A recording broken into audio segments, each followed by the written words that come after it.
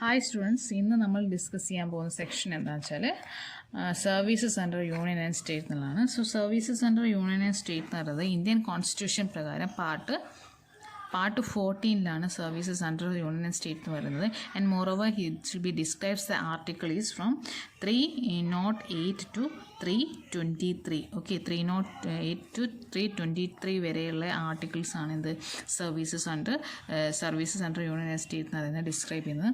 So we all know there will be a lot of government services are there, civil services, IPS, IAS, and moreover state government services are there and central government services are there.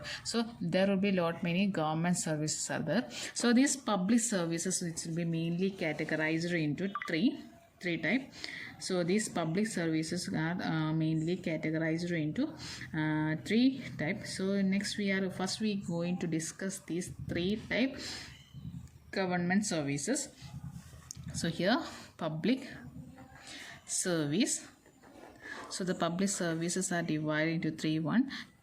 Okay, all India service, central, that means central government service. Okay, central government service. And next and third one, and state government services there. So these are the three kinds of public services. Three type of public services are. First we are going to discuss the all India services. For in the case of all India service. Okay, so all India service എന്ന് പറഞ്ഞാൽ സിമ്പിളായിട്ട് നമുക്ക് മനസ്സിലാക്കാം. എന്താ വെച്ചാൽ നമ്മുടെ IAS, IPS, IFS, so forest service ആണെച്ചാലും police service ആണെച്ചാലും അഡ്മിനിസ്ട്രേറ്റീവ് സർവീസ് ആണെച്ചാലും ഒക്കെ എന്തിലാണ് വരുന്നത്? All India service. IAS, IPS, IFS. Okay, so all are IFS, foreign services, forest services, so all engineering services, so all kinds of will be under these all India services. Because ഇത് എന്താണെന്ന് വെച്ചാൽ ഇപ്പം നമുക്ക് collector എടുക്കാം. നമുക്ക് familiar ആയിട്ടുള്ളൊരു പേഴ്സണാണ് എന്ത് collector എന്ന് പറയുന്നത്. അപ്പോൾ that's means IAS officer, he is an IAS officer. So ഈ IAS ഓഫീസർ എന്ന് പറഞ്ഞാൽ സെൻട്രൽ ഗവൺമെൻറ്റിൻ്റെ എംപ്ലോയിയാണ്. ലിസൺ, സെൻട്രൽ ഗവൺമെൻറ്റിൻ്റെ എംപ്ലോയിയാണ്, but he's work for the state government. അതായത് സ്റ്റേറ്റിലെ ഡിസ്ട്രിക്റ്റിൻ്റെ ഹെഡായിട്ടാണ് വരിക. ഓക്കെ, സോ അതാണ് ഒഫീഷ്യൽ ഹെഡായിരിക്കും നമ്മളെ കലക്ടർ എന്ന് പറയുന്നത്. ഓക്കെ, അതായത് സ്റ്റേറ്റിലാണ് ഓരോ IAS ഓഫീസർ എന്ന് പറഞ്ഞാൽ ഓരോ സ്റ്റേറ്റിലെയാണ് എന്ത് അപ്പോയിൻറ്റ് ചെയ്യുക. പക്ഷേ ഈ സ്റ്റേറ്റ് എന്ന് പറയുന്ന ഡിസ്ട്രിക്റ്റിലാണ് അപ്പോയിൻറ്റ് ചെയ്യുക. സോ ഈ ഡിസ്ട്രിക്റ്റിൽ ആരാണോ ഡിസ്ട്രിക്റ്റ് ഏത് സ്റ്റേറ്റിൻ്റെ ഡിസ്ട്രിക്റ്റ് ആണോ അവരുടെ അണ്ടറിലാണ് വരിക. പക്ഷേ ഇത് നിയമിക്കുന്നത് ആരാണെന്ന് വെച്ചാൽ സെൻട്രൽ ഗവൺമെൻറ്റാണ് നിയമിക്കുന്നത്. So that's the main difference between this all India service. അതായത് ഇന്ത്യയിലെ ഒട്ടും എല്ലാ പ്ലേസിലും എനിക്ക് എവിടെ വേണമെങ്കിലും ഒരു അപ്പോയിൻമെൻറ്റ് വരാം ഓൾ ഇന്ത്യ സർവീസസിന്. Okay, so all India services is basically are those services which are common to both of central and state. So this service is common to both of central and state. We can just simply an example is our collector. Okay, and the member of these services occupies top position under the both central and state and serve them by term. Okay, ഇവർക്ക് ഈ all India services ആണ് ഒന്നെങ്കിൽ സെൻട്രലിൻ്റെ top പോസ്റ്റിലേക്കും അല്ലെങ്കിൽ സ്റ്റേറ്റിൻ്റെ top പോസ്റ്റിലേക്കും. So അതിൻ്റെ ബേസിലാണ് ഇവർ IFS officer എന്ന് പറയുന്ന ഇപ്പോൾ നമ്മളെ വേറെ ഏതെങ്കിലും രാജ്യത്തുള്ള നമ്മളെ ഫോറിൻ സർവീസസുമായിട്ട് ബന്ധപ്പെട്ടിട്ടേക്ക് അതിൻ്റെ ഹെഡായിട്ടേക്ക് നിയമിക്കുക. IPS എന്ന് വെച്ചാൽ ഏത് സ്റ്റേറ്റിലെ IPS ഓഫീസറിന് ആ സ്റ്റേറ്റിൻ്റെ ഹെഡേക്ക് പോലീസ് ഹെഡേക്കും. So hope you all get the all India services. അത് ശരിക്കും ഇത് common to the services is common to the both state and central ഗവൺമെൻറ്റാണ് നിയമിക്കുന്നത്. പക്ഷേ സ്റ്റേറ്റിനും സെൻട്രലിനും കോമൺ ആയിരിക്കും ഒന്ന്. And more then the second one is these all India service persons are the top officer ആയിരിക്കും. ആ സെക്ഷൻ്റെ ടോപ്പ് ഓഫീസർ ആയിരിക്കും എന്ത് ഈ ഒരു IAS അല്ലെങ്കിൽ IPS IFS ഓഫീസേഴ്സ് ഒക്കെ. ഓക്കെ, സോ സെക്കൻഡ് വൺ വരുന്നത് സെൻട്രൽ സർവീസ് ആട്ടോ. Central service.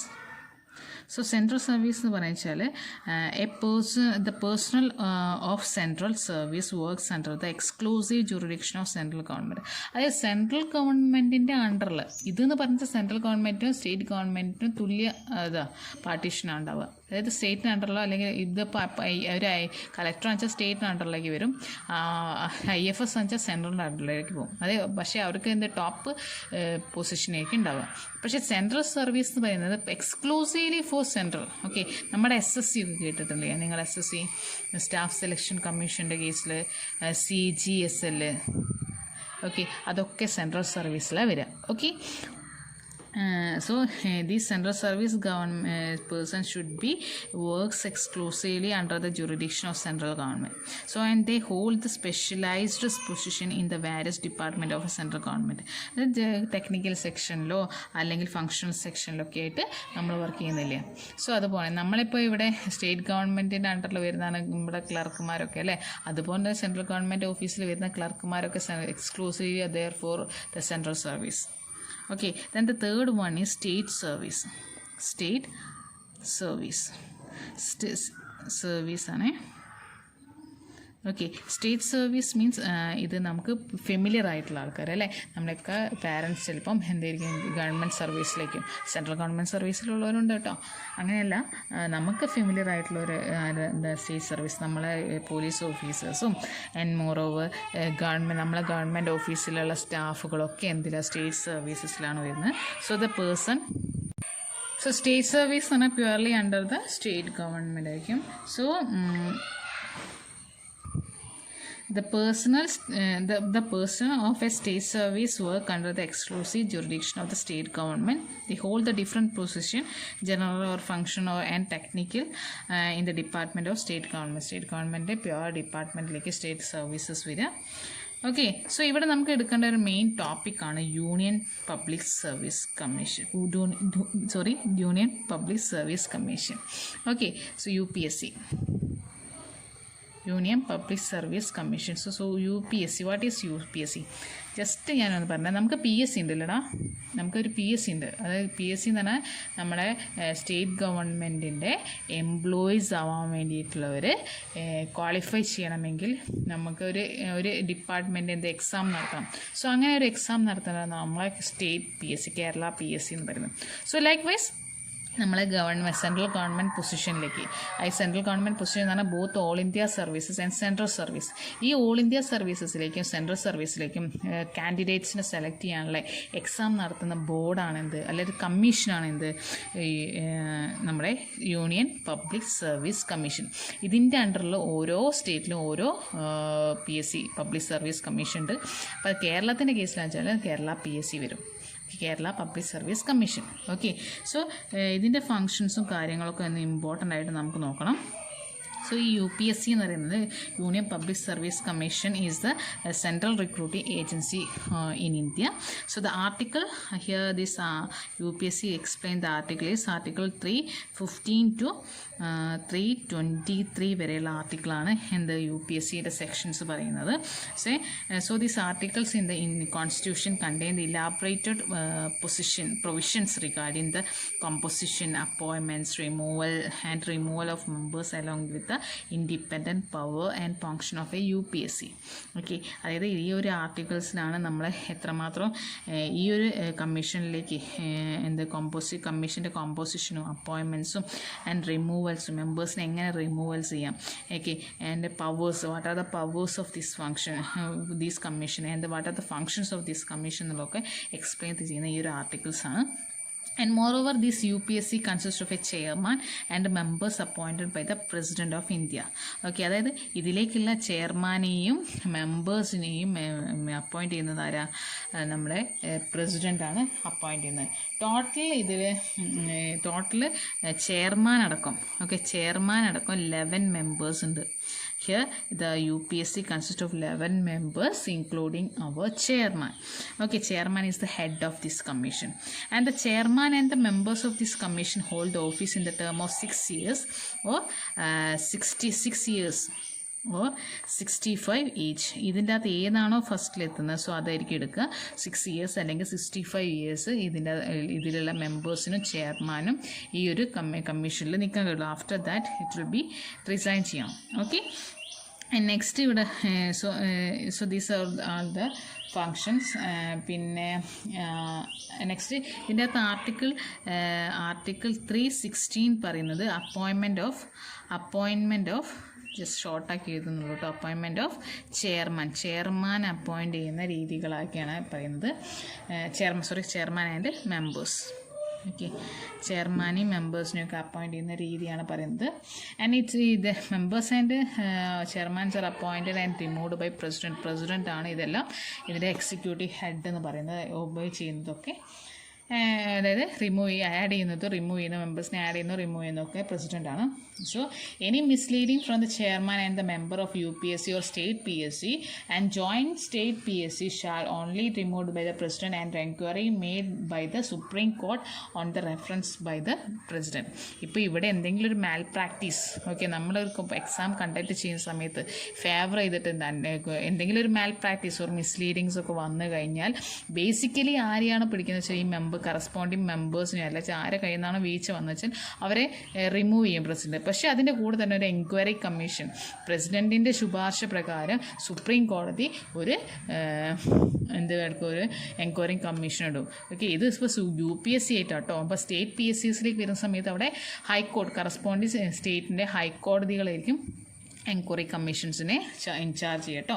And next whenever the person is resigned from this commission, the resignation letter for the UPSC and the joint PSC, okay, to the പ്രസിഡൻറ്റിനാണ് കൊടുക്കുക. പിന്നെ ഒരു കാര്യം ചെയ്യണം, നോക്കണം, ഇവിടെ ഈ UPSCൻ്റെ പോലെ തന്നെ ജോയിൻറ്റ് സ്റ്റേറ്റ് PSC ഉണ്ട്. ഓക്കെ, അതായത് ഇപ്പോൾ കേരളത്തിന് തമിഴ്നാടിനും കൂടി 2 സ്റ്റേറ്റിന് അല്ലെങ്കിൽ 2 or more സ്റ്റേറ്റിന് കമ്പൈൻഡ് ആയിട്ടൊരു PSC, സോ ജോയിൻറ്റ് PSC എന്ന് പറയാം. അങ്ങനെ വെച്ചാൽ joint PSCൻ്റെ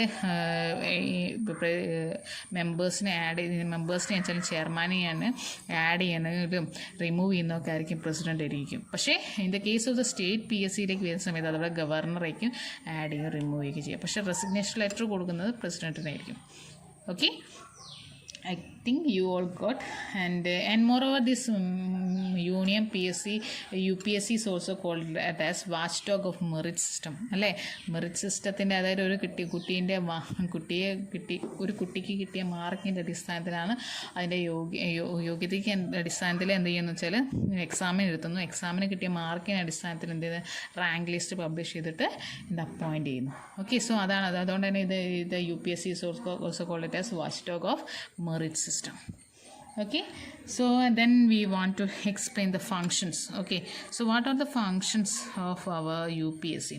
So for the function is simply, you can also explain that, because the UPSC or PSC, state PSC or joint PSC, they will conduct the exam for all Indian services or central services to advise the president regarding the claim of civil servants for the cost of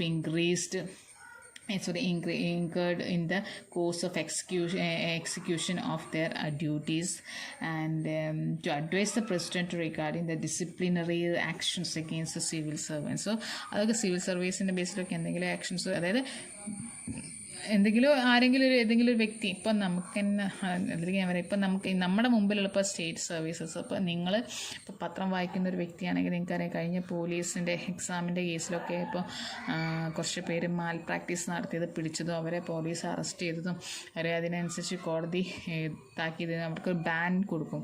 അതായത് പിന്നെ അവർക്ക് government സർവീസസോ central government സർവീസസോ ഒന്നും എഴുതാൻ കഴിയില്ല. അതൊക്കെ ആരാ ചെയ്യുന്നത് വെച്ചാൽ ഈ ഒരു കമ്മീഷനാണ് ശുപാർശ ചെയ്യുന്നത്. ദ സെയിം വേ UPSC ഇപ്പോൾ സെൻട്രലിൻ്റെ കേസിൽ എക്സാമിന് എന്തെങ്കിലും പ്രോബ്ലംസോ കാര്യങ്ങളൊക്കെ ഉണ്ടായിച്ചാൽ UPSC ആർക്ക് കൊടുക്കും? കറസ്പോണ്ടിങ് അതോറിറ്റീസ്, അതായത് പ്രസിഡൻറ്റിനെ കൊണ്ട് ഫോർവേഡ് ചെയ്യും. സോ കറസ്പോണ്ടിങ് പ്രസിഡൻറ്റ് കറസ്പോണ്ടായിട്ട് ആക്ട് ചെയ്യും. Okay, so this is all about UPSC. and moreover ഇപ്പോഴത്തെ ഇപ്പം ഫസ്റ്റ് നമ്മൾ UPSC ഫോം ചെയ്തത്. ഓക്കെ, സോ UPSCൻ്റെ കേസിൽ പറയുകയാണെങ്കിൽ UPSC ഫോം ചെയ്ത് നമ്മൾ UPSC ഫോം ചെയ്ത് 1926 recommendation of league commission. Okay, 1926 league കമ്മീഷൻ്റെ റെക്കമെൻഡേഷനിലാണ് നമ്മൾ UPSC എന്നുള്ള കമ്മീഷൻ സ്റ്റാർട്ട് ചെയ്തത്. ദെൻ നെക്സ്റ്റ് അവിടെ പറയാനുള്ളത് ഫസ്റ്റ് ചെയർമാൻ എന്ന് വേണ്ട, ഇപ്പം നമ്മുടെ current chairman now who is the current chairman of UPSC എന്ന് ചോദിച്ചാൽ Pradeep Kumar ജോഷിയാണ്. Pradeep Kumar Joshi. Pradeep Kumar Joshi is the current chairman of our UPSC. Okay. So next we are going to discuss about the state PSC. State PSC കുറിച്ച് പറയുന്ന സമയത്ത് നമ്മൾ Kerala PSC അല്ലേ, Kerala PSC, state PSC, okay, Kerala PSC. നമുക്കിപ്പം നമ്മുടെ മുമ്പിൽ കേരള PSC ആണ്. So Kerala PSC appointed by members and chairmans are appointed by, listen, അവിടെ ഒരു സ്പെഷ്യാലിറ്റി ഉണ്ട്, അപ്പോയിൻറ്റഡ് ബൈ ഗവർണറാണ്, ബട്ട് റിമൂവ്ഡ് ബൈ പ്രസിഡൻ്റാണ്. പ്രസിഡൻ്റാണ് അവിടെ എന്ത് ചെയ്യുന്നത്, റിമൂവ് ചെയ്യുന്നത് പിന്നെ മെമ്പേഴ്സിനെ. ദെൻ നെക്സ്റ്റ് അവിടുത്തെ age limit 6 years or 62 age ആട്ടോ. ഇതിനകത്ത് ഏതാണ് ആദ്യത്തെന്ന് വെച്ചാൽ അതായിരിക്കും. നെക്സ്റ്റ് ടോട്ടൽ ഇപ്പം സ്റ്റേറ്റ് PSC ടോട്ടൽ 21 മെമ്പേഴ്സ് ഉണ്ട്. Okay, including chairman 21 members are there. Then first നമ്മുടെ ഇപ്പോഴത്തെ current now state chairman is advocate MK Sakir. Okay, Advocate MK Sakir ആണ് the chairman of our Kerala PSC. Okay, so this is all about the state services or central services for the part of 40. Okay, so hope you get the idea of these public services. And moreover the commissions, okay, commissions in our public services.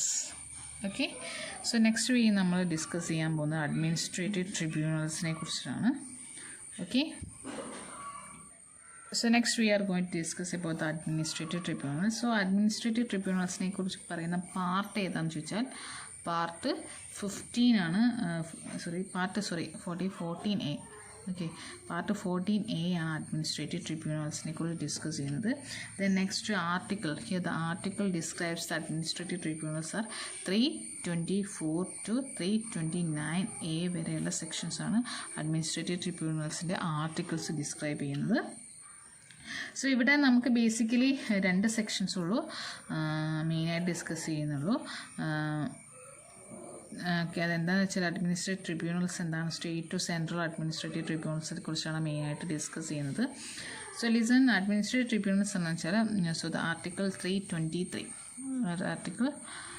323A, that will be empowers the Parliament to provide the establishment of administrative tribunals for the adjudication of dispute relating the recruiting and conduction of services of a person appointed to the public services of a center, state or local public corporation and other public authorities. So എന്താ ഇതിവിടെ മെയിനായി പറയുന്ന administrative tribunals എന്ന് വെച്ചാൽ എന്ത് ഡിസ്പ്യൂട്ടൊക്കെ റിക്രൂട്ട്മെൻറ്റുമായിട്ട് relate ചെയ്തിട്ട് എന്തെങ്കിലും എന്തിപ്പം പറയാം dispute ഉണ്ടാവും വിചാരിക്കുക. അപ്പോൾ അതൊക്കെ നമ്മൾ എന്താ ചെയ്യുന്നത് വെച്ചാൽ അഡ്മിനിസ്ട്രേറ്റീവ് ട്രിബ്യൂണൽസാണ് കൈകാര്യം ചെയ്യുന്നത്. ലിസൺ, അതെന്താ വെച്ചാൽ ഈ ഒരു അഡ്മിനിസ്ട്രേറ്റീവ് ട്രിബ്യൂണൽസ് എന്ന സെക്ഷൻ വന്നത് 1976 അമെൻമെൻറ്റ് പ്രകാരം 1976 42nd അമെൻമെൻറ്റ് പ്രകാരമാണ് വന്നത്. സോ ഇത് വന്നത് കൊണ്ട് ശരിക്കും നമ്മൾ കേസിൽ വെച്ച് ഞാൻ എക്സാമ്പിളായി പറഞ്ഞത്, ഇപ്പോൾ നമ്മൾ PSC എക്സാം ഒക്കെ എഴുതി വിചാരിച്ചോ. ഇപ്പോൾ PSC എക്സാം എഴുതിയിട്ട് ഒരു PSC ലിസ്റ്റിൻ്റെ കാലാവധി ചിലപ്പോൾ ഇപ്പോൾ LGS ഒക്കെ ആണെന്ന് വെച്ചാൽ നമ്മൾ 3 years ഉണ്ടാവും, അല്ലെങ്കിൽ മിനിമം മറ്റുള്ള കാറ്റഗറീസ് ആണെന്ന് വെച്ചാൽ ആ ഒരു വാക്കൻസി ഫില്ല് ചെയ്യുന്ന വരെ ഉണ്ടാവണം എന്നുള്ളതാണ്. അല്ലെങ്കിൽ ഒരു പെർട്ടിക്കുലർ ഡ്യൂറേഷൻ പറഞ്ഞിട്ടുണ്ടാവും. സോ ആ ഒരു പെർട്ടിക്കുലർ ഡ്യൂറേഷൻ കഴിയുന്നതിൻ്റെ മുമ്പേ തന്നെ ആ ലിസ്റ്റ് ക്യാൻസലൊക്കെ ചെയ്താൽ നമുക്ക് എന്ത് ചെയ്യാൻ ഈ ഒരു അഡ്മിനിസ്ട്രേറ്റീവ് ട്രിബ്യൂണൽസിൽ പോകാം. അതായത് ബേസിക്കലി ഇത്രയൊരു റിക്രൂട്ട്മെൻറ്റിൻ്റെ ബേസിൽ നമുക്ക്, അതായത് പബ്ലിക് റിക്രൂട്ട്മെൻറ്റിൻ്റെ കേസിൽ എന്തെങ്കിലും ഒരു പ്രോബ്ലംസ് വന്നിട്ടുണ്ടെങ്കിൽ, എന്തെങ്കിലും ഇഷ്യൂസോ എടുത്ത തീരുമാനങ്ങളൊക്കെ മാറ്റിയോ എന്തെങ്കിലും ചെയ്തിട്ടുണ്ടെങ്കിൽ, ലോക്ക് അഗെയിൻസ്റ്റ് ആയിട്ട് മൂവ് ചെയ്യുന്നുണ്ടെങ്കിൽ നമുക്ക് എന്ത് ചെയ്യാം, അഡ്മിനിസ്ട്രേറ്റീവ് ട്രിബ്യൂണൽസ് ചെയ്യാം. ഇതിൻ്റെ അടുത്ത് കംപ്ലയിൻറ്റ് കൊടുക്കാം. So this is the basically using these administrative tribunals. Okay. So these administrative tribunals, the 1985 the act authorizes the central government to establish one central administrative and state administrative tribunals. So 1955 act പ്രകാരം ഒരു central ഗവൺമെൻറ്റിൻ്റെ അതായത് central administrative tribunals ഉണ്ടാവണം, central administrative tribunals ഉണ്ടാവും, ഒരു state administrative tribunals ഉണ്ടാവും. അതായത് central administrative tribunals ആണ്. അപ്പോൾ UPSC എക്സാം, ഇപ്പോൾ സെൻട്രൽ സർവീസിൻ്റെ അണ്ടറിൽ വരുന്നതാണ് UPSC ആണ് എന്ത് ചെയ്യുന്നത്, UPSC എക്സാംസ് ഒക്കെ കംപ്ലീറ്റ് ചെയ്യുന്നത്. സോ ആ ഒരു എക്സാം, പബ്ലിക് എക്സാമൊക്കെ റിലേറ്റ് എന്തെങ്കിലും പ്രോബ്ലംസ് ഉണ്ടെങ്കിൽ നമ്മൾ കംപ്ലയിൻ്റ് ചെയ്യുന്നത് സെൻട്രൽ അഡ്മിനിസ്ട്രേറ്റീവിലാണ്. ആൻഡ് നമ്മുടെ PSC പ്രകാരം എന്തെങ്കിലും ഡിസ്പ്യൂട്ട് ഉണ്ടായെച്ചാൽ അത് നമ്മൾ കംപ്ലയിൻറ്റ് ചെയ്യേണ്ടത് എവിടെയാണെന്ന് വെച്ചാൽ സ്റ്റേറ്റ് അഡ്മിനിസ്ട്രേറ്റീവ് ട്രിബ്യൂണൽസിലാണ്. ഓക്കെ. സോ 1985 ആക്ട് പ്രകാരമാണ് ഇങ്ങനെ രണ്ട് അഡ്മിനിസ്ട്രേറ്റീവ് സിസ്റ്റം വേണം എന്നുള്ളത് പറയുന്നത്. Okay. Then next we are going to detail about our central administrative service central administrative tribunal. So നമ്മൾ ഫസ്റ്റ് സെൻട്രൽ അഡ്മിനിസ്ട്രേറ്റീവ് ട്രിബ്യൂണൽസിനെ കുറിച്ചാണ് ഡിസ്കസ് ചെയ്യാൻ പോകുന്നത്. So central administrative tribunal was set up in 1985 act പ്രകാരമാണ് വന്നതെങ്കിൽ, so 1985 തന്നെയാണ് എന്തായത് central administrative tribunals form ചെയ്തത്. So next, so the principal bench head quarters എവിടെയാണെന്ന് വെച്ചാൽ ഡൽഹിയാണ്. Okay. And ഈ ഒരു സെൻട്രൽ അഡ്മിനിസ്ട്രേറ്റീവ് സെക്ഷൻ്റെ ഡെസ്ക്, അതായത് ബ്രാഞ്ചസ് ഓരോ സ്റ്റേറ്റിലും ഉണ്ട് കേട്ടോ, ഓരോ സ്റ്റേറ്റിലും ഉണ്ട്. സോ അറ്റ് പ്രസൻറ്റ് 17 സ്റ്റേറ്റിൽ എന്തുണ്ട്, ഇപ്പോൾ ഒരു സെൻട്രൽ അഡ്മിനിസ്ട്രേറ്റീവ് ട്രിബ്യൂണൽസിൻ്റെ ബ്രാഞ്ചസ് ഉണ്ട്. So 15 of which operate the principal seat of high court and remaining 2 at the Jaipur. Okay. അതായത് ഇതിൽ ഈ 17ൽ 15 എണ്ണം corresponding സ്റ്റേറ്റിൻ്റെ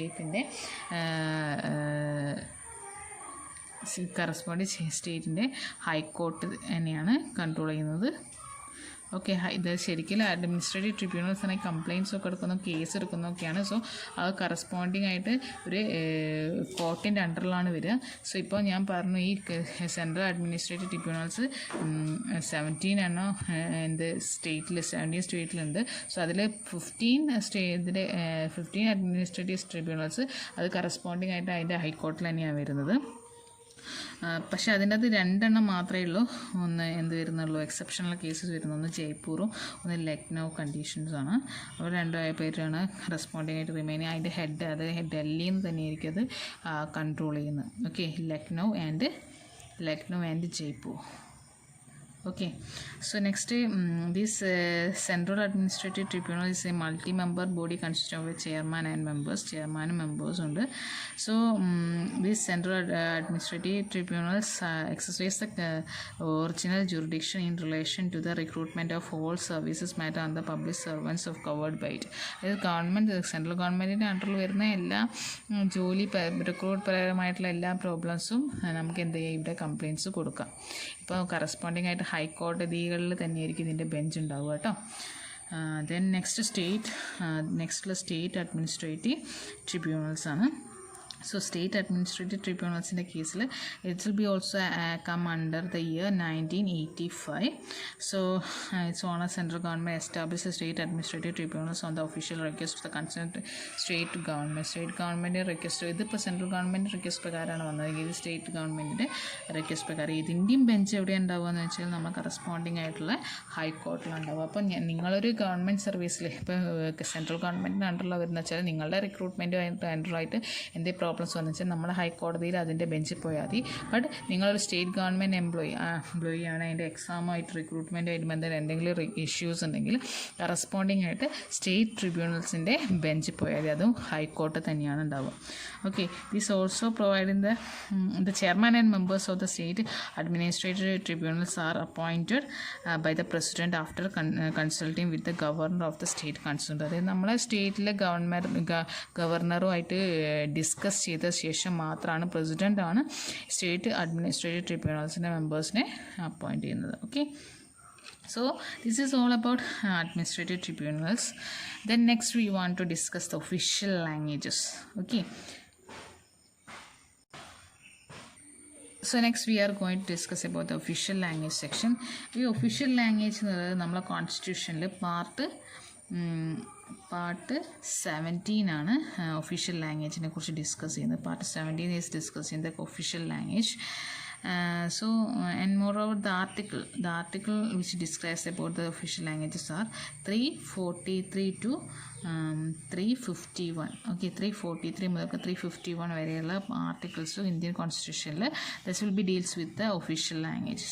So the provision of official languages are divided into 4 head. 4 divisions in the official language. First, language of union, നമ്മുടെ central ഗവൺമെൻറ്റിൻ്റെ language. Okay, then second one regional language. Next third one language of judiciary. Okay, and fourth one the text of laws and special directives. Okay, so listen, ഈ 4 categories ആണ്: language of the union, regional language, language of judiciary and text of the laws and special directives. So for an example, നിങ്ങളിപ്പോൾ ഒരു railway സ്റ്റേഷനിൽ പോവാം. Okay, so railway സ്റ്റേഷനിൽ പോകുന്ന സമയത്ത് അവിടെ വരുന്ന ട്രെയിൻ, ഇപ്പം ഏത് ട്രെയിൻ ഏത് പ്ലാറ്റ്ഫോമാണ് ഏത് കമ്പാർട്ട്മെൻറ്റിലാണെന്ന് വരുന്നതെന്നുള്ളത് അനൗൺസ് ചെയ്യും. സോ അത് അനൗൺസ് ചെയ്യുന്ന സമയത്ത് നിങ്ങൾ ഒന്ന് ശ്രദ്ധിച്ചാൽ മതി. അത് അനൗൺസ് ചെയ്യുക ആദ്യം നമ്മുടെ സെൻട്രൽ ലാംഗ്വേജിലേക്ക്, ഹിന്ദിയിലായിരിക്കും. പിന്നെ നമ്മളെ ലോക്കൽ ലാംഗ്വേജ്, അതായത് റീജിയണൽ ലാംഗ്വേജ് എന്ന് വെച്ചാൽ മലയാളത്തിലായിരിക്കും. പിന്നെ നെക്സ്റ്റ് ഇംഗ്ലീഷിലായിരിക്കും. സോ അങ്ങനെ ഒരു കാറ്റഗറൈസ്ഡ് ആയിട്ടാണ് അത് എന്ത് ചെയ്യുക വെച്ചാൽ അത് അനൗൺസ്മെൻറ്റ് ഉണ്ടാവുക. സോ ലൈക്ക് വൈസ് അതുപോലെ തന്നെ അത് നമ്മുടെ ഒഫീഷ്യൽ ലാംഗ്വേജിൻ്റെ അണ്ടറിൽ വരുന്നുണ്ട് കേട്ടോ. So language of the union എന്ന് പറയുന്നത് നമുക്ക് എല്ലാവർക്കും അറിയാം. യൂണിയൻ ലാംഗ്വേജ് ഏതാണ്? സെൻട്രൽ ലാംഗ്വേജ് അത് ഹിന്ദിയാണ്. നമ്മുടെ ഇന്ത്യയുടെ ലാംഗ്വേജ്, നാഷണൽ ലാംഗ്വേജ് ഹിന്ദിയാണ്. റീജിയണൽ ലാംഗ്വേജ് നമ്മളത് മലയാളമാണ്. ലാംഗ്വേജ് ഓഫ് ജുഡീഷ്യറി എന്ന് പറഞ്ഞാൽ നമ്മളിപ്പോൾ കോർട്ടിലൊക്കെ പോകാതിരിക്കും. നിങ്ങൾ ആരെങ്കിലുമൊക്കെ കോടതിയിലൊക്കെ പോയി വെച്ചാൽ നിങ്ങൾ അവിടെ നോക്കിയാൽ മതി. കോടതിയിലെ ഭാഷ എന്താ? ഇംഗ്ലീഷാണ്. ഓക്കെ, സോ ഇംഗ്ലീഷ് ഇസ് നമുക്ക് ലോക്കൽ ലാംഗ്വേജിൽ എക്സ്പ്രസ് ചെയ്യാം.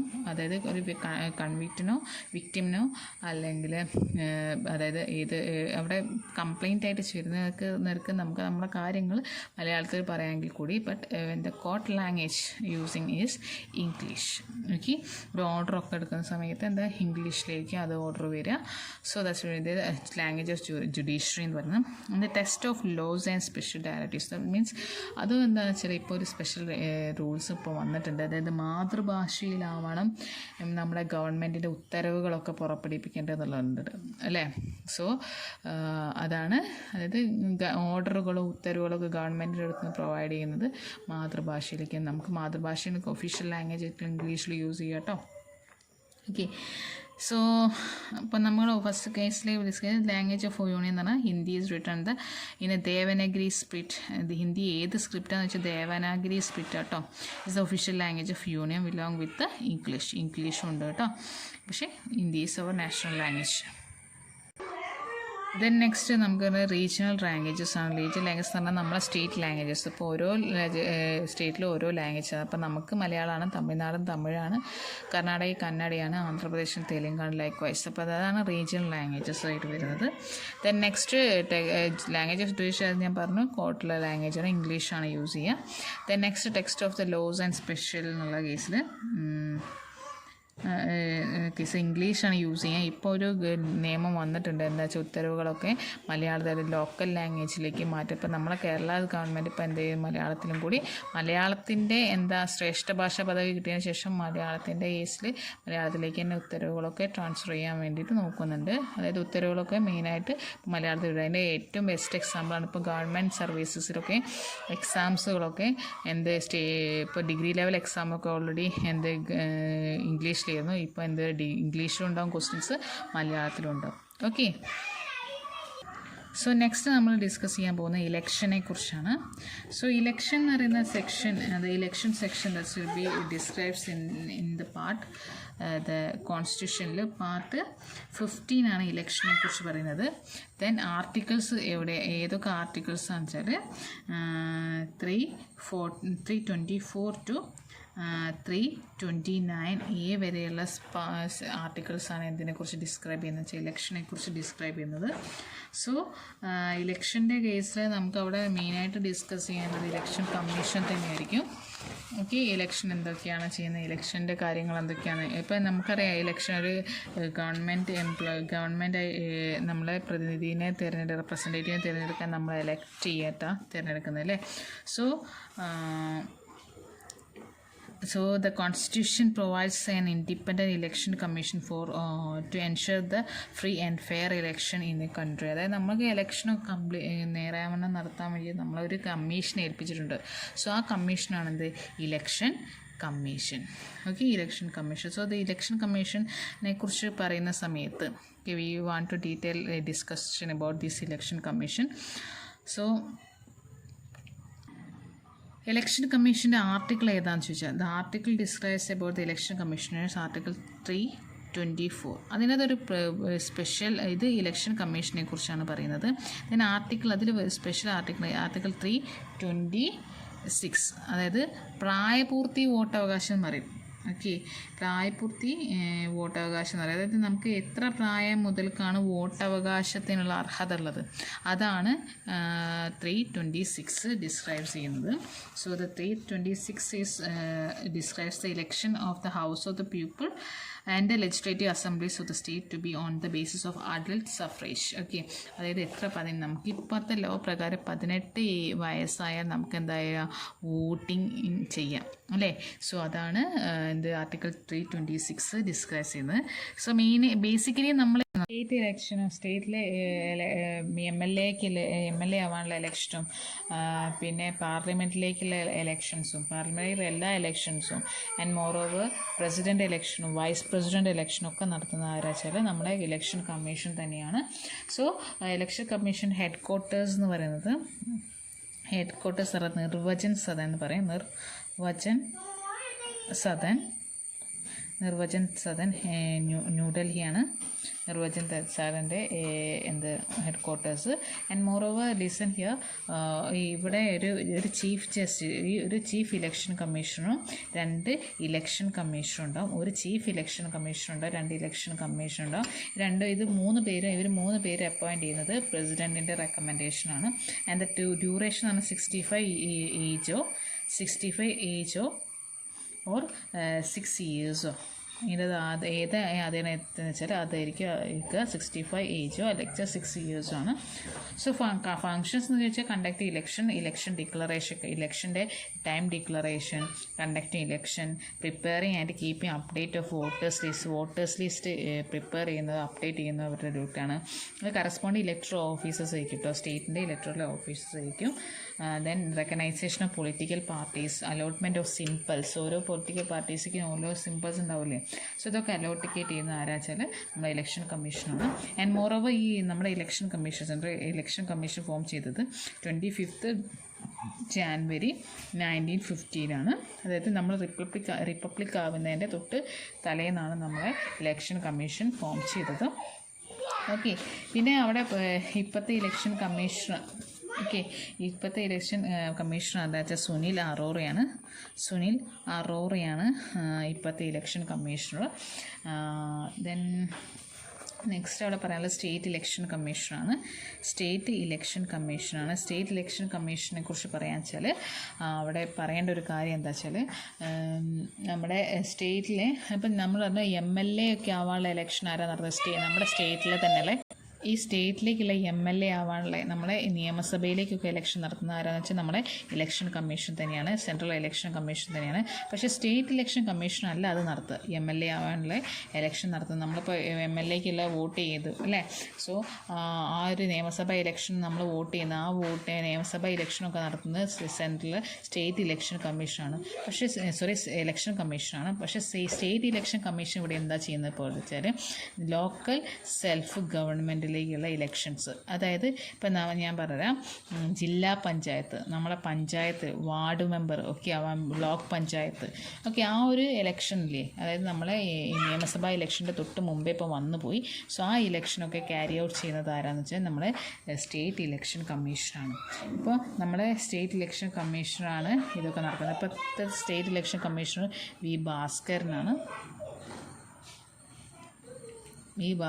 ഇപ്പോഴത്തെ state election commissioner. So this is all about for your election and election commissions. Okay, so next നമുക്ക് ഡിസ്കസ് ചെയ്യേണ്ട ഈ മൊഡ്യൂളിലെ തന്നെ ലാസ്റ്റ് ടോപ്പിക് അല്ലെങ്കിൽ നമ്മുടെ സബ്ജക്റ്റിൻ്റെ ലാസ്റ്റ് ടോപ്പിക് എന്ന് പറഞ്ഞാൽ അമെൻമെൻറ്റ് ഓഫ് എ കോൺസ്റ്റിറ്റ്യൂഷൻ ആണ്. സോ അമെൻമെൻറ്റ് എന്ന് പറയുന്നത് നമ്മൾക്കിപ്പോൾ സിമ്പിളായിട്ട് അമെൻമെൻറ്റ് പറയാം. ഇപ്പം നമ്മളിപ്പോൾ ഒരു നിയമം കോൺസ്റ്റിറ്റ്യൂഷൻ ഉണ്ടാക്കിയ ടൈമിൽ നമ്മളൊരു നിയമം ഉണ്ടാക്കിയിട്ടുണ്ട് ഒരു സബ്ജക്റ്റുമായിട്ട് റിലേറ്റ് ചെയ്ത്. പിന്നെ പോകെ കാലക്രമേണ ആ ഒരു ഇതിന് എന്തെങ്കിലും ചേഞ്ചസ് വരുത്തണമെങ്കിൽ ആ ചേഞ്ചസ് ആണ് ശരിക്കും അമെൻമെൻറ്റ് എന്ന് പറയുന്നത് നമ്മൾ കൊണ്ടുവരുന്നത്. ഓക്കെ, ആ നിയമത്തിലുണ്ടാകുന്ന ചേഞ്ചസ് അല്ലെങ്കിൽ അതിൻ്റെ ആ ഒരു നേച്ചറിലുണ്ടാകുന്ന എന്തെങ്കിലും ചേഞ്ചസ് അങ്ങനെയാണ് നമ്മൾ അമെൻമെൻറ്റ് ഓഫ് എ കോൺസ്റ്റിറ്റ്യൂഷൻ എന്നുള്ള കേസിൽ ഡിസ്കസ് ചെയ്യുന്നത്. സോ ഈ അമെൻമെൻറ്റ് എന്നുള്ള സെക്ഷൻ പാർട്ട് ഇന്ത്യൻ കോൺസ്റ്റിറ്റ്യൂഷനിലെ പാർട്ട് 20 ആണ് അമെൻമെൻറ്റ് ഓഫ് എ കോൺസ്റ്റിറ്റ്യൂഷൻ എന്നുള്ള ഡിസ്ക്രൈബ് ചെയ്യുന്നത്. And it's will be describes the article 368. Basically 368 ആണ് അമെൻമെൻറ്റ് ഓഫ് എ കോൺസ്റ്റിറ്റ്യൂഷൻ എന്നുള്ള കേസിൽ മെയിനായിട്ട് ഡിസ്കസ് ചെയ്യുന്നത്. ഓക്കെ, അതിൻ്റെ ഈ ഡ്യൂറേഷൻ വരുന്നത് ഈ പാർട്ടിൻ്റെ ഡ്യൂറേഷൻ വരുന്നത് 361 to 367 ആണ് ഈ അമെൻമെൻറ്റ് ഓഫ് എ കോൺസ്റ്റിറ്റ്യൂഷൻ എന്നുള്ളതിൻ്റെ ആർട്ടിക്കിൾസിൻ്റെ റേഞ്ച് വരുന്നത്. പക്ഷേ ഇതിനകത്ത് ഇമ്പോർട്ടൻ്റ് ആയിട്ടുള്ള ഒരു ആർട്ടിക്കിളാണ് 368 എന്നുള്ളത്. അതായത് നമുക്കറിയാം ഒരു നിയമം പാസ്സാക്കണം, വെനെവർ വി വാണ്ട് ടു ഒരു നിയമം പാസ്സാക്കിയപ്പോൾ ലോക്സഭ ഒരു ബില്ല് നമ്മൾ ലോക്സഭയിലും രാജ്യസഭയിലും പാസ്സാക്കിയ ശേഷം അത് നിയമമാവണമെങ്കിൽ പ്രസിഡൻറ്റ് എന്ത് ചെയ്യും? സൈൻ ചെയ്യണം.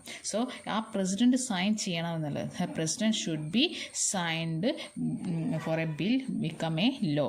ഒരു ബില്ല് ലോ ആവണമെങ്കിൽ പ്രസിഡൻറ്റ് സൈൻ ചെയ്യണം എന്നുള്ളതാണ് ഈ ആർട്ടിക്കിൾ 368 പറയുന്നത്. ഓക്കെ, സോ അതായത് ലോക്സഭയിൽ ഒരു ബില്ല് പാസ്സാക്കി അത് രാജ്യസഭയിൽ പാസ്സാക്കി കഴിഞ്ഞാൽ അത് നിയമമാണെങ്കിൽ ആര് സൈൻ ചെയ്യണം? പ്രസിഡൻറ്റ് സൈൻ ചെയ്യണം. So listen here, the article 368 of a constitution deals with the power of a parliament to amend the constitution and its procedure. അപ്പോൾ ഒരു അമെൻമെൻറ്റ്, അപ്പോൾ ഈ ബില്ലിൻ്റെ കേസ് നിയമത്തിൻ്റെ കേസിലും പറഞ്ഞു അതുപോലെ ഒരു അമെൻമെൻറ്റ് പാസ്സാക്കണമെങ്കിലും അതൊരു നിയമം ഓൾറെഡി വന്നു അതിലെന്തെങ്കിലും ചേഞ്ചസ് വരുത്തണമെങ്കിലും അത് പാർലമെൻറ്റിൽ പാസ്സാക്കണം, രാജ്യസഭയിൽ പാസ്സാക്കണം, ആൻഡ് മോറോവർ അത് പ്രസിഡൻറ്റ് സൈൻ ചെയ്താൽ മാത്രമേ അത് നമുക്ക് നിയമമായിട്ട് വരൂ.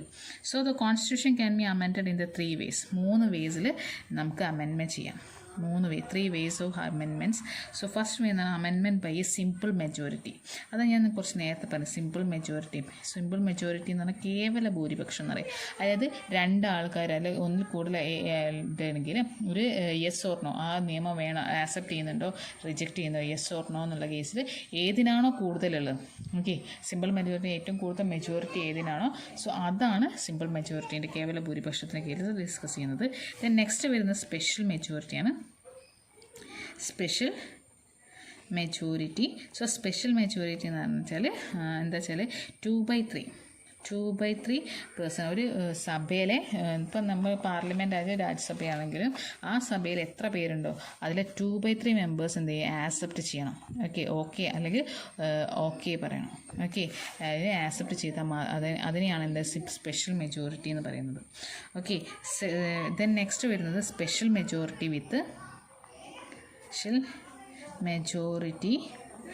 വിത്ത് ഹാഫ് സ്റ്റേറ്റ്. ഹാഫ് സ്റ്റേറ്റ് ഇതെന്താണെന്ന് ചോദിച്ചാൽ ഇപ്പം സ്പെഷ്യൽ മെജോറിറ്റി ഒരു സഭയിൽ ഇപ്പോൾ ഒരു നിയമം പ്രസൻറ്റ് ചെയ്തു, ചേഞ്ചസിൻ്റെ പ്രസൻറ്റ് ചെയ്തു. സോ അത് 2/3 പേഴ്സൺസ്, അതായത് ആ സഭയിൽ പ്രസൻ്റ് ആയിട്ടുള്ള അല്ലെ ടോട്ടൽ മെമ്പേഴ്സിൻ്റെ 2/3 പേഴ്സൺസ് അത് ആക്സെപ്റ്റ് ചെയ്യണം. അത് കൂടാതെ നമ്മൾ ഹാഫ് സ്റ്റേറ്റ്, ഇന്ത്യയിൽ ഹാഫ് സ്റ്റേറ്റ് എന്ന് പറഞ്ഞാൽ 16 സ്റ്റേറ്റ്സ്, ഓക്കെ, 16 സ്റ്റേറ്റ് എന്ത് ചെയ്യണം, ഈ ഒരു നിയമം ആക്സെപ്റ്റ് ചെയ്യണം. ഓക്കെ, ഇത് ഏറ്റവും വരും GSTൻ്റെ കേസിലാണ്. ഇപ്പോൾ GST എന്ന് പറഞ്ഞാൽ GSTൻ്റെ കേസിൽ സെൻട്രൽ ഇപ്പോൾ ആ നിയമം GST എന്നുള്ള ആക്ട് കൊണ്ടുവന്നെങ്കിൽ കൂടി അത് നമുക്ക് വേണോ വേണ്ടോ എന്നുള്ള സ്റ്റേറ്റിന് തീരുമാനിക്കാം. പക്ഷേ ഈ സ്റ്റേറ്റ് 16 സ്റ്റേറ്റ് അത് ഓക്കെ പറഞ്ഞാൽ വാട്ട് ഹാപ്പൻ, 16 സ്റ്റേറ്റ് ആക്സെപ്റ്റ് ചെയ്താൽ, ഹാഫ് സ്റ്റേറ്റ് ആക്സെപ്റ്റ് ചെയ്താൽ, ഈ GST സെൻട്രൽ വന്നു പ്ലസ് 16 സ്റ്റേറ്റ് അത് ആക്സെപ്റ്റ് ചെയ്താൽ വാട്ട് ഹാപ്പൻ, ഈ GST എന്നുള്ളത് ഇന്ത്യ മൊത്തം ഇന്ത്യയിൽ മൊത്തം എന്ത് വരും, ഈ നിയമം ആക്സെപ്റ്റഡാണ്. അതിനാണ് ബെസ്റ്റ് 60 ആസാമാണിത് എന്ത് ചെയ്തത്, ഫസ്റ്റ് ആക്സെപ്റ്റ് ചെയ്തത് GST എന്നുള്ള കേസ്. അവസാനം 16 സ്റ്റേറ്റ് ഏതാണെന്ന് വെച്ചാൽ ജമ്മു കാശ്മീരാണ്. സോ ഇത്രയ്ക്കും 16 സ്റ്റേറ്റ് ആക്സെപ്റ്റ് ചെയ്തപ്പം എന്ത് പറ്റി, നമ്മളെ GST എന്നുള്ളത് ഇന്ത്യ മൊത്തമായിട്ട് വന്നു. ഓക്കെ, സോ ഇതാണ് ആക്ച്വലി ഹാപ്പൻ ചെയ്തത്. So these are the amend ചെയ്യാനുള്ള പ്രയോറിറ്റീസാണിത്, ഡിഫറെൻറ്റ് വേസ് ആണ് ഇപ്പം പറഞ്ഞത്. സോ ദെൻ പ്രൊസീജിയേഴ്സ് എങ്ങനെയൊക്കെയാണെന്ന് വെച്ചാൽ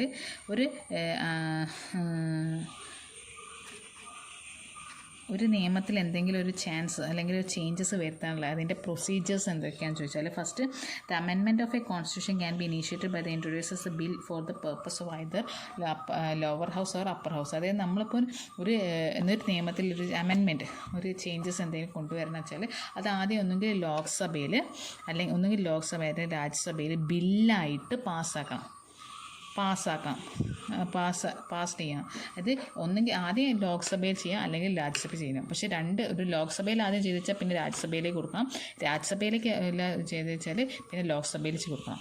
ശ്രദ്ധിക്കുക, ലോക്സഭയിൽ ആദ്യം കൊടുത്ത് വെച്ചാൽ ലോക്സഭ അത് ആക്സെപ്റ്റ് ചെയ്ത് കഴിഞ്ഞാൽ എങ്ങോട്ട് കൊടുക്കണം, രാജ്യസഭയിലേക്ക് കൊടുക്കണം. രാജ്യസഭ അത് ആക്സെപ്റ്റ് ചെയ്യണം. അല്ലെങ്കിൽ ഏതെങ്കിലും ഒരു ഹൗസിൽ ഏത് ഹൗസിലാണെന്ന് വെച്ചാൽ ആദ്യം സ്റ്റാർട്ട് ചെയ്യാം.